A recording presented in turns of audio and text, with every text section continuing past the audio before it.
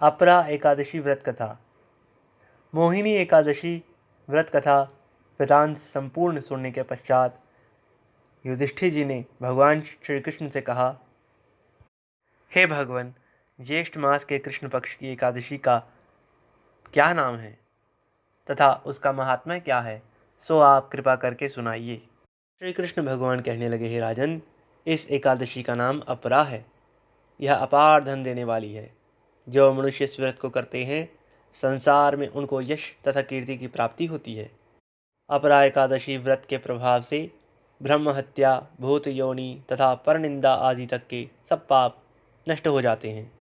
इस व्रत से पर स्त्री गमन, झूठी गवाही देना, असत्य भाषण, कल्पित शास्त्र पढ़ना अर्थात झूठे शास्त्र पढ़ना या बनाना, झूठा ज्योतिषी बनना, झूठी ज्योतिषी गणना करना, झूठा वैद्य बनना आदि तक के सब पाप नष्ट हो जाते हैं। जो क्षत्रिय होकर युद्ध से भाग जाते हैं वे नरकगामी होते हैं, परंतु अपरा एकादशी का व्रत करने से उन्हें भी स्वर्ग की प्राप्ति अवश्य ही हो जाती है।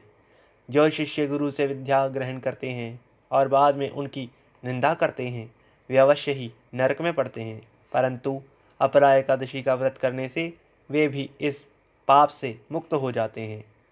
जो फल तीनों पुष्कर में कार्तिक पूर्णिमा को स्नान करने से या गंगा तट पर पितरों को करने से प्राप्त होता है, वही अपरा एकादशी का व्रत करने से प्राप्त हो जाता है।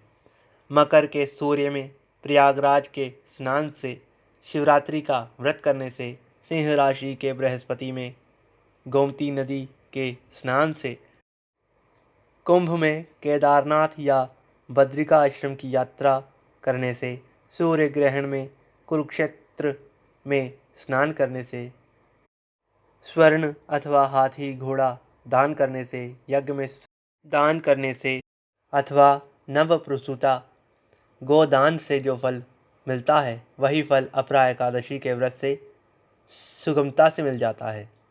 यह व्रत पाप रूपी वृक्ष को काटने के लिए कुल्हाड़ी है, पाप रूपी ईंधन को जलाने के लिए अग्नि है और पाप रूपी अंधेरे के लिए सूर्य के समान है।